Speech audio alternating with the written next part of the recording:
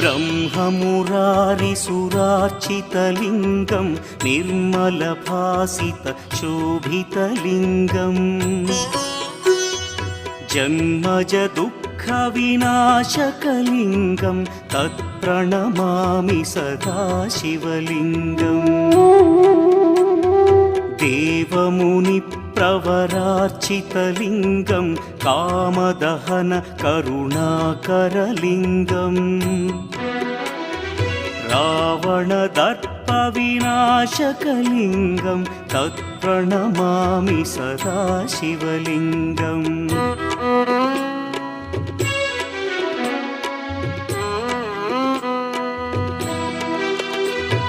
सर्वसुगन्धसुलेपितलिङ्गं बुद्धिविवर्धनकारणलिङ्गं सिद्धसुरासुरवन्दितलिङ्गम्